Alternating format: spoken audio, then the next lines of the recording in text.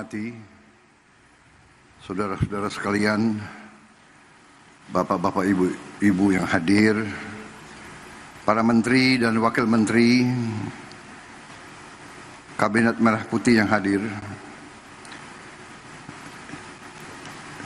inisiator Gerakan Indonesia Menanam selaku tuan rumah, Bapak Ustadz Adi Hidayat beserta jajarannya, Menteri Koordinator Pangan Saudara Zulkifli Hasan yang saya hormati, Menteri Pertanian Saudara Andi Amran Sulaiman, Menteri Desa dan Daerah Tertinggal Saudara Yandri Susanto, Sekretaris Kabinet Republik Indonesia Saudara Teddy Indra Wijaya, Kepala Staf Angkatan Laut Laksamana TNI Muhammad Ali, Utusan Khusus Presiden Bidang Ekonomi dan Perbankan Saudara Setiawan Ikhlas, Gubernur Sumatera Selatan Saudara Herman Deru beserta Forkopimda Sumatera Selatan, Panglima Kodam yang hadir, Kapolda yang hadir, pimpinan daerah semuanya yang saya hormati, anggota Komisi 4 DPR RI Dapil Sumsel, Saudari Kartika Sandra Desi, Rektor Kuliah Dakwah Islamiyah Universitas Tripoli Libya, Dr. Abu Bakar Abu Suswair yang saya hormati, para tokoh agama, tokoh masyarakat yang hadir dari semua kalangan yang saya lihat, para mitra tanam program Gerina, para petani dan rekan-rekan pers media, serta seluruh hadirin undangan yang hadir. Tentunya kita sebagai insan yang bertakwa tidak henti-hentinya memanjatkan puji syukur kehadirat Allah Subhanahu wa Ta'ala, Tuhan Maha Besar, Tuhan Maha Kuasa yang memiliki sekalian alam. Hanya kepadanya lah kita berdoa dan hanya kepadanya lah kita meminta pertolongan. Kita bersyukur atas segala karunia yang diberikan kepada kita, atas kesehatan yang diberikan, kita bisa berkumpul dalam acara yang berbahagia ini, acara yang menggembirakan, acara yang membesarkan hati kita semua, terutama membesarkan hati saya. Saudara-saudara,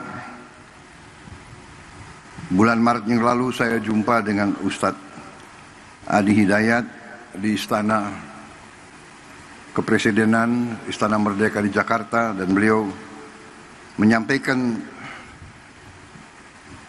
merencanakan peluncuran Gerakan Indonesia Menanam. Dan tadi sebelum saya ke sini, saya diundang oleh Menteri Pertanian, oleh Menko Pangan untuk menghadiri penanaman sawah dengan teknik modern, di mana penyebaran benih dilaksanakan dengan drone, di mana yang tadinya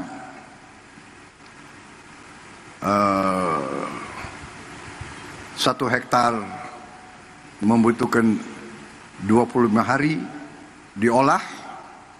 Kalau pakai cara tradisional, sekarang kita bisa mengolah 25 hektar dalam satu hari.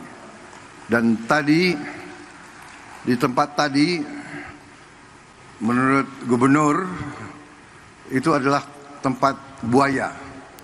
Adalah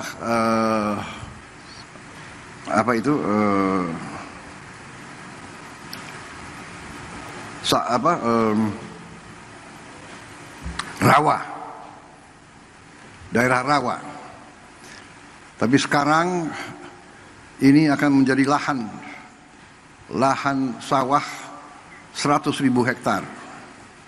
Dan sebenarnya potensinya nanti di Sumatera Selatan itu akan menjadi 1 juta hektar. Di Sumatera Selatan saja. Dan sebagian besar itu adalah rawa, daerah lahan-lahan yang sekarang tidak produktif. Saudara-saudara sekalian, kalau waktu beberapa saat yang lalu saya koreksi, tidak berapa saat yang lalu, dari sejak ratusan tahun bangsa kita, rakyat kita selalu mendambakan ketahanan pangan. Ratusan tahun rakyat kita mendambakan gemah ripah loh jinawi. Artinya cukup pangan, baru cukup papan dan cukup sandang. Tidak ada peradaban yang bisa hidup tanpa pangan. Tidak ada negara bentuk apapun yang bisa berdiri tanpa pangan. Hal dasar ini banyak dilupakan oleh elit-elit yang pintar-pintar, tapi lupa dengan hal-hal yang paling dasar. Belajar jauh-jauh ke negara lain, tapi tidak faham di mana letak fondasi, landasan berdirinya suatu masyarakat, suatu peradaban. Hari ini saya sangat gembira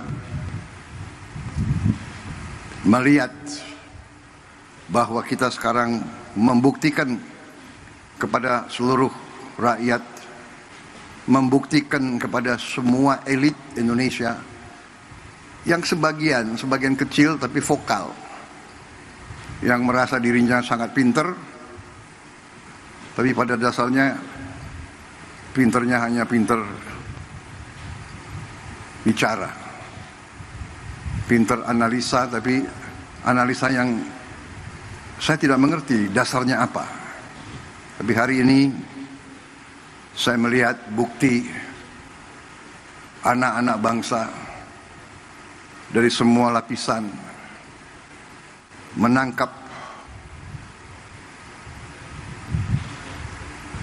praktisi-praktisi, tokoh-tokoh yang mau kerja, yang mau cari solusi, mau coba dan berani mencoba dan berani merintis dan berani memulai.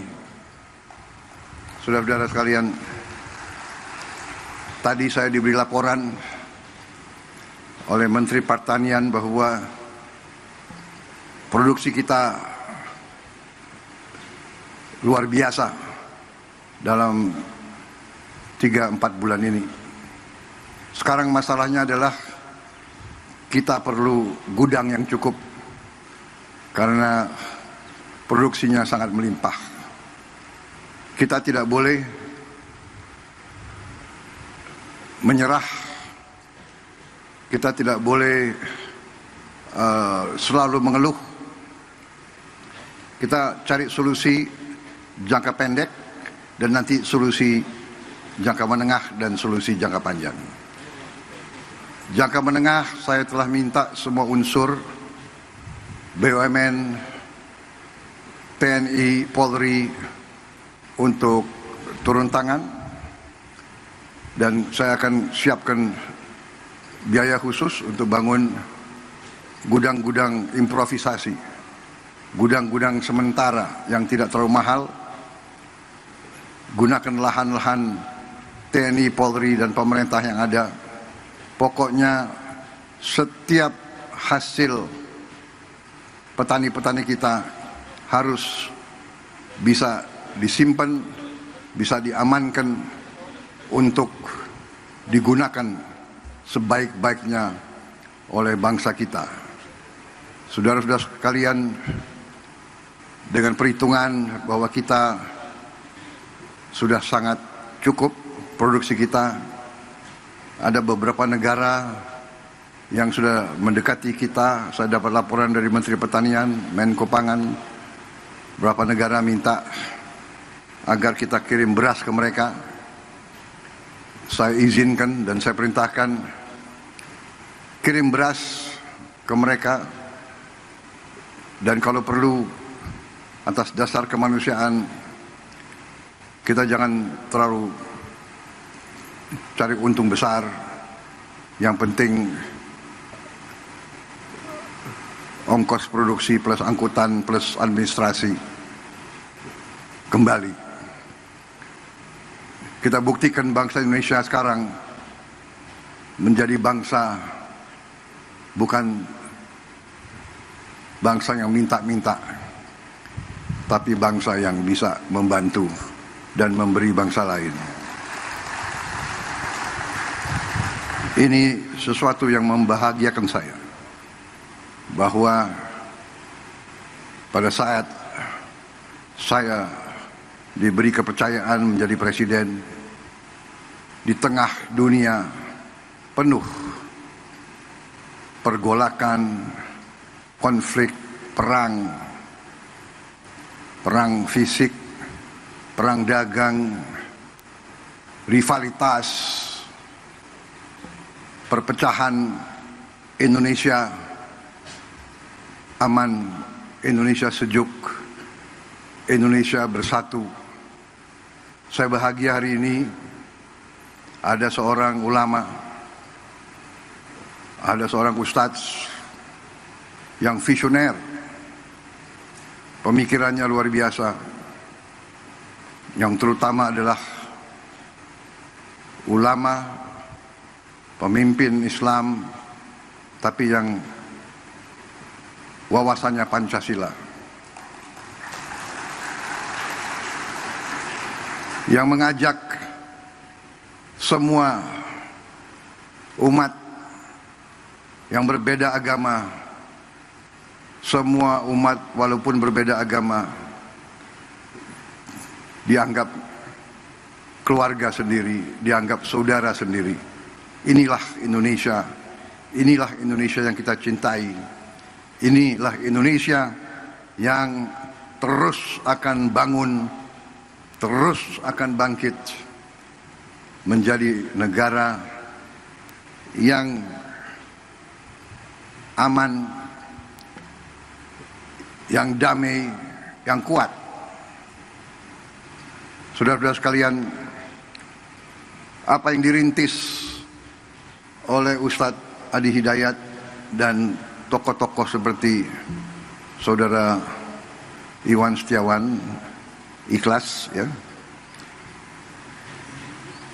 kawan saya lama ini beliau,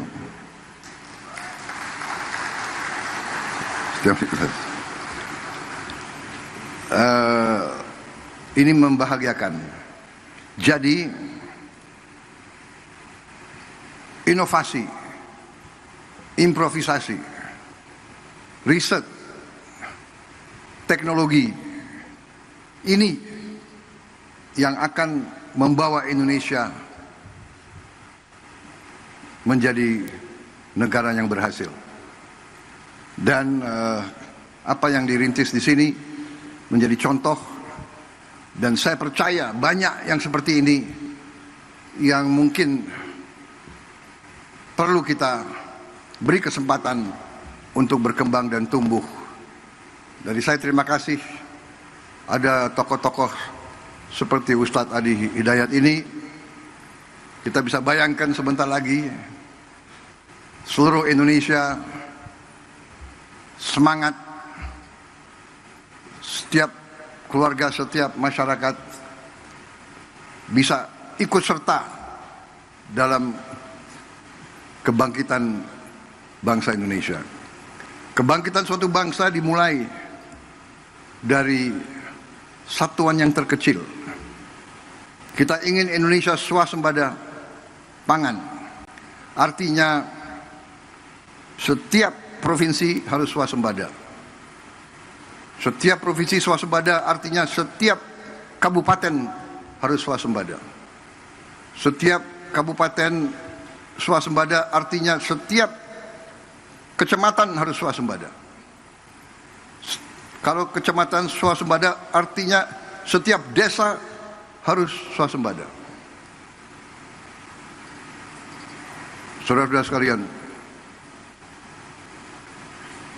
kita melihat tanah yang katanya tidak mungkin ditanam menjadi hijau. Kita melihat rawa yang tadi tempat buaya menjadi sawah berproduksi. Kita nanti akan melihat daerah-daerah yang selama ini katanya tandus, kita akan robah, kita akan melihat, kita akan bikin hijau, kita akan bikin makmur. Di mana tidak ada air, kita akan usahakan ada air. Sekarang kita sudah punya benih-benih gandum bisa ditanam di Indonesia. Kedelai bisa ditanam dengan produktivitas tinggi di Indonesia. Hortikultura, semua tanaman ini adalah sumber kehidupan. Bagaimana di kota-kota? Di kota-kota, di pinggir, kita akan bikin lahan-lahan vertikal seperti ini, tapi bisa bertingkat-tingkat. Mungkin 1 hektar, kalau kita bangun 10 tingkat menjadi 10 hektar. Dengan sistem pengairan, dengan energi, dengan tenaga panel surya. Jadi kita, masa depan kita gemilang. Terima kasih Pak Ustadz, hari ini kelihatan Indonesia sangat cerah. Dan kita bersyukur kepada Yang Maha Kuasa atas segala nikmat yang diberikan kepada kita. Yang Maha Kuasa telah memberi sangat banyak kepada bangsa kita. Sekarang kita butuh putra-putri bangsa yang pandai mengolah apa yang diberikan oleh Yang Maha Kuasa. Tidak menyerah. Rawa dibikin produktif. Lahan kering, lahan susah dijadikan tempat riset. Ini akan berkembang. Anak-anak kita akan sehat. Kita memberi program makan bergizi. Ada yang menentang. Ada yang nyinyir. Dan yang nyinyir, kagetnya tuh ya ada yang profesor nyinyir gitu. Tapi nggak apa-apalah, ya kan? Biar nanti profesor belajar dari Ustadz Adi Hidayat gitu. Jangan-jangan dia profesornya di ruangan, nggak tahu belajarnya apa, tapi di ruangan. Kita mau yakinkan tidak ada anak Indonesia yang lapar. Kita mau yakinkan tidak ada anak Indonesia yang tidak tumbuh badannya karena kurang gizi. Yang jumlahnya itu cukup banyak. 25% dari 4 anak Indonesia 1 kurang gizi. Yang 3 mungkin ya pas-pasan. Saya kalau keliling, saya lihat di Timur Tengah gurun pasir, desert, nggak bisa ditanam. Tapi rakyatnya, anak-anaknya tinggi besar.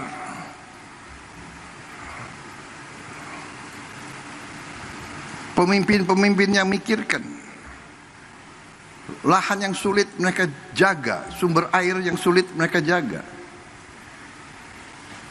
Kita harus menghilangkan kelaparan dari bumi Indonesia. Ada yang mengatakan, oh yang penting ibu hamil yang dikasih makan. Ini pakar-pakar ini tidak belajar, tidak baca. Program MBG itu mulai dari ibu hamil. Mungkin satu-satunya negara di dunia di mana ada program ibu hamil tiap hari makan diantar ke rumahnya. Coba kasih lihat di mana ada negara sekarang. Saudara-saudara sekalian, saya dapat surat dari pimpinan negara lain. Belajar ke Indonesia, mau belajar tentang makan bergizi. Saya katakan kita belum. Nanti akhir tahun baru kita selesai semua. Tapi kita sudah mulai. Ibu yang sedang hamil makan diantar ke rumahnya. Kita pakai semua potensi yang sudah ada di Indonesia.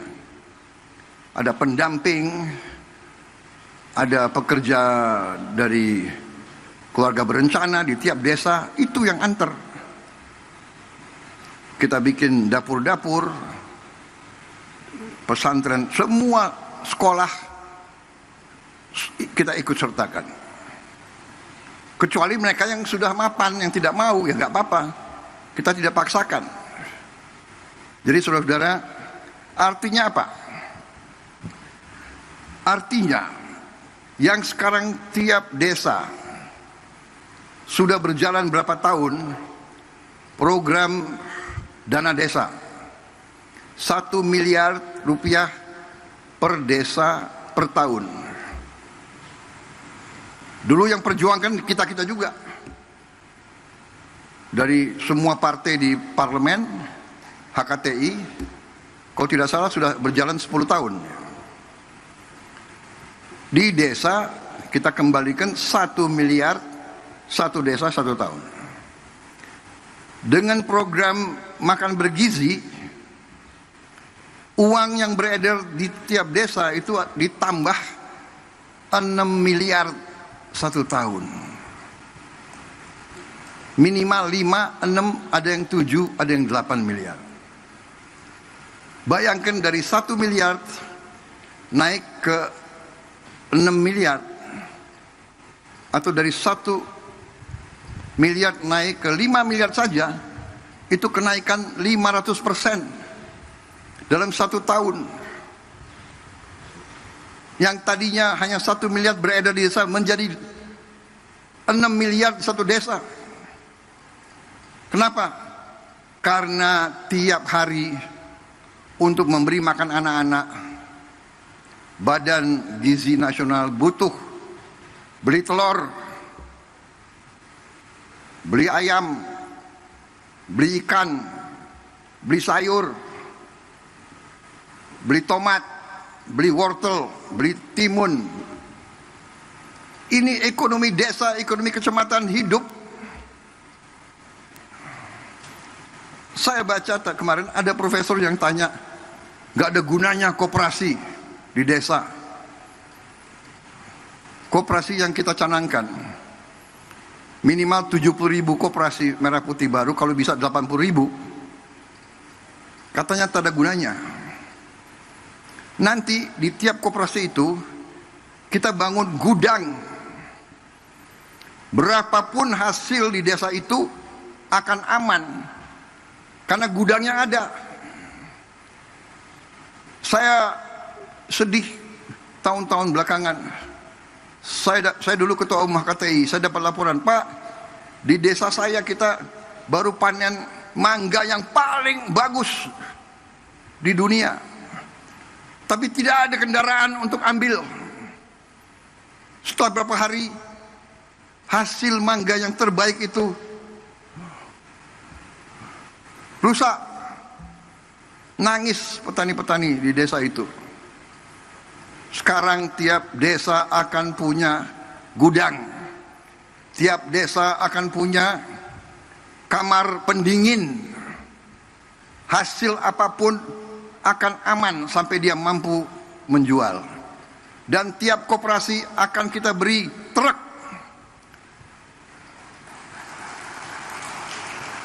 Minimal 1 truk, kalau bisa 2 truk.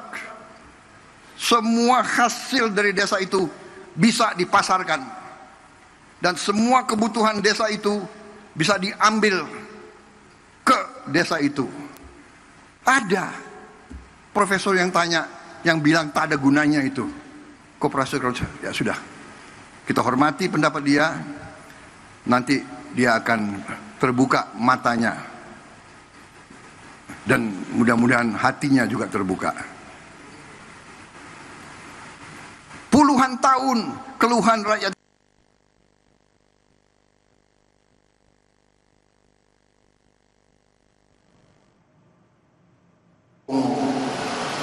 apa itu si opung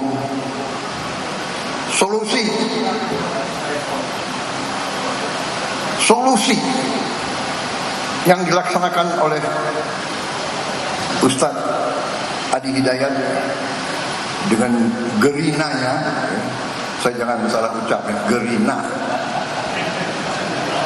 Ini ada nakal-nakal dikit nih.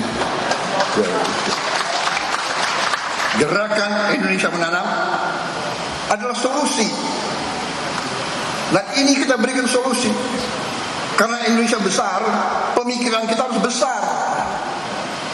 Jadi, insya Allah nanti, makanya saya minta, tunggulah 1 tahun, 1,5 tahun. Kalau nanti semua desa punya gudang, punya rumah pendingin, kamar pendingin, punya truk, yang 1 truk lebih kecil, ambil hasil dari sawah, yang 1 bolak-balik dari desa ke kecamatan dan kembali. Aliran pupuk lancar, aliran produksi keluar dari pelabuhan-pelabuhan, Indonesia akan bangkit. Pertumbuhannya